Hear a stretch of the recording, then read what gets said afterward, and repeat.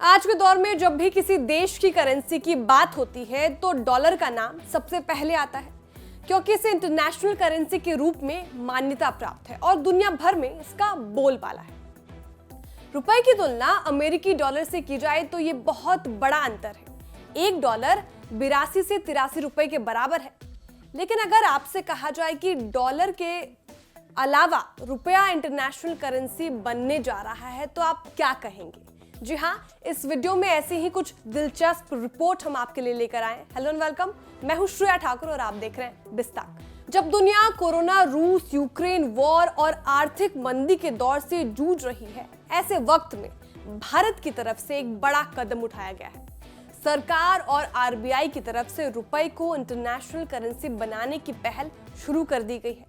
यह हम इसलिए कह रहे हैं क्योंकि भारत के अलावा रुपए करेंसी पर कई देशों ने दिलचस्पी दिखाई है। सबसे पहले श्रीलंका की बात कर लेते हैं। सबसे मुश्किल आर्थिक दौर से जूझ रहे श्रीलंका ने अपने यहाँ स्पेशल रुपी ट्रेडिंग अकाउंट शुरू किया है। इस तरह के अकाउंट्स को वोस्त्रो अकाउंट भी कहा जाता है। इस अकाउंट को खोलने के बाद श्रीलंका के सेंट्रल बैंक ऑफ श्रीलंका ने भारत के रिजर्व बैंक से गुजारिश की है कि वो श्रीलंका में इंडियन रुपए को विदेशी करेंसी के रूप में पूरी मान्यता दे।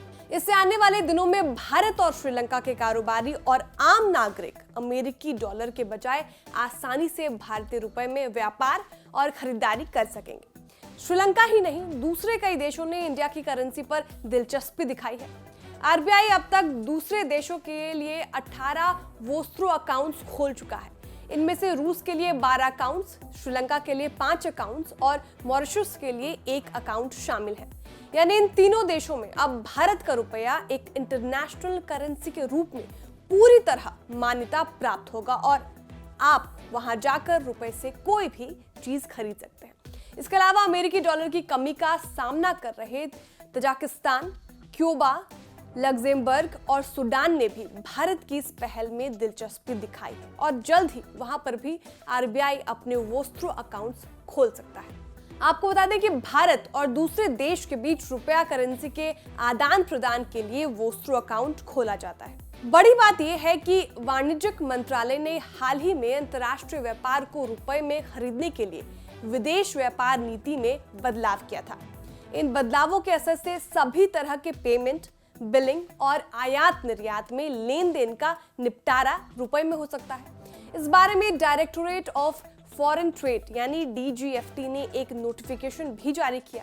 ये सुनने में भले ही तकनीकी तौर पर थोड़ा पेचीदा नजर आए, लेकिन सरल भाषा में कहें तो ये रुपए के अंतर्राष्ट्रीयकरण की प्रक्रिया की तरफ सरकार का पहला और बड़ा कदम है। सरकार और रिजर्व बैंक इसकी तैयारी में जोर शोर से जुटे हुए हैं। आरबीआई ने इस साल जुलाई में बैंकों को आयात निर्यात के सौदे रुपए में करने के लिए जरूरी इंतजाम करने के निर्देश दिए थे। आरबीआई ने 11 जुलाई 2022 के निर्देश के मुताबिक पैराग्राफ 2.52 को अधिसूचित किया गया है, जो रुपए में इंपोर्ट एक्सपोर्ट सौदों के पूरा होने, बिल बनाने और पेमेंट की मंजूरी देता है। इस निर्देश के बाद अब व्यापार सौदों का निपटारा रुपए में किया जा सकता है। इसके लिए भारत में अधिकृत डीलर बैंकों को स्पेशल वोस्त्रो खाते खोलने अनिवार्य होगा, जिसके जरिए दो देशों के बीच रुपया करेंसी से कोई भी लेन देन संभव हो सकेगा। एशिया के बड़े रूस जैसे देश ने इंडियन रुपी पर दिलचस्पी दिखाई। भारत के दूसरे पड़ोसी देशों का भी इसे लेकर पॉजिटिव रुझान देखने को मिल रहा है।